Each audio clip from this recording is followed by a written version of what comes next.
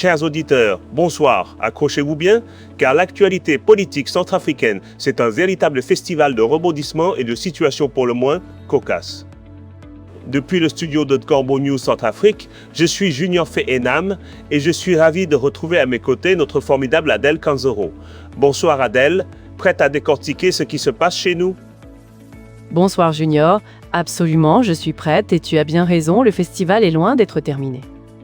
Ce que nous allons explorer aujourd'hui, c'est une sacrée séquence politique qui en dit long sur l'état des lieux, surtout quand le débat public vire au naufrage pour l'équipe en place.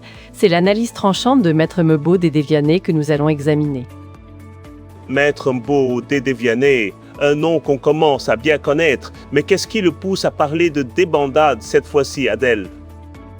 Eh bien Junior, l'actualité politique centrafricaine a connu de nouveaux soubresauts après des échanges tendus sur les ondes de la radio Ndekeluka lors du débat Patara du 27 juin 2026.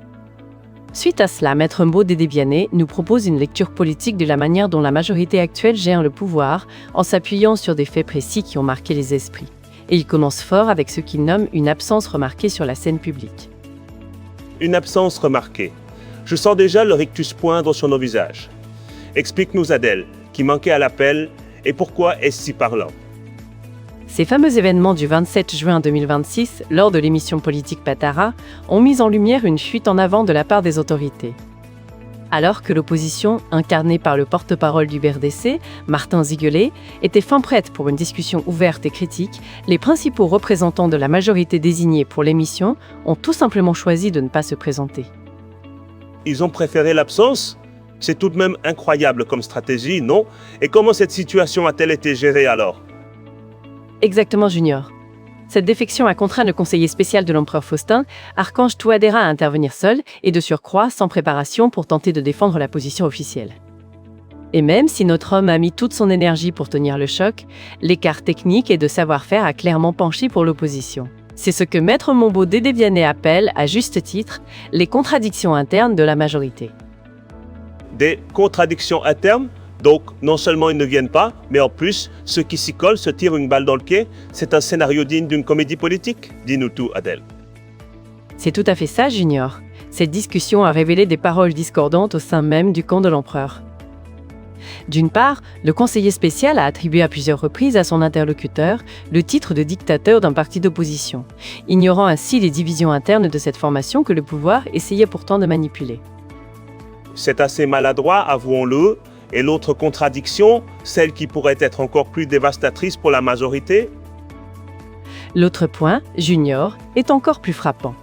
Poussé dans ses retranchements par les arguments économiques percutants de son contradicteur, le représentant du pouvoir a affirmé publiquement qu'il n'avait jamais été adhérent du parti majoritaire, le MACU.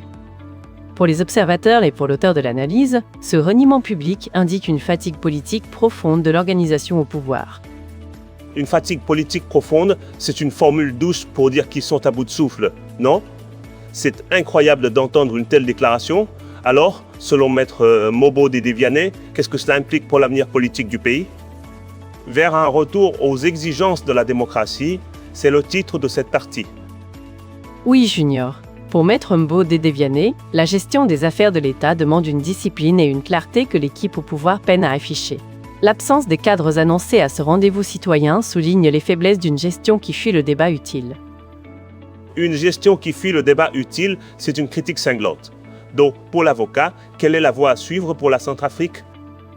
Pour lui, Junior, la pensée affûtée et l'examen impartial des faits demeurent les seules clés pour que la population, surtout la jeunesse, saisisse les vrais défis du pays et forge son avenir. C'est un appel clair à la rigueur et à l'engagement citoyen. Un appel important. Adèle, merci pour cette lecture éclairée de l'analyse de Maître Mbo Dédé Vianney. C'était Eric Azumi, notre plume acérée du jour. Merci à toi, Junior. Et chers auditeurs, n'oubliez pas que pour toute information, vous pouvez nous joindre via WhatsApp ou par téléphone au 1036 75 16 et 12 17 17 zir ou au 1036 75 7 12 17 17 zir. Restez connectés à Corbeau News Centrafrique pour une information toujours au cœur des réalités. À très vite.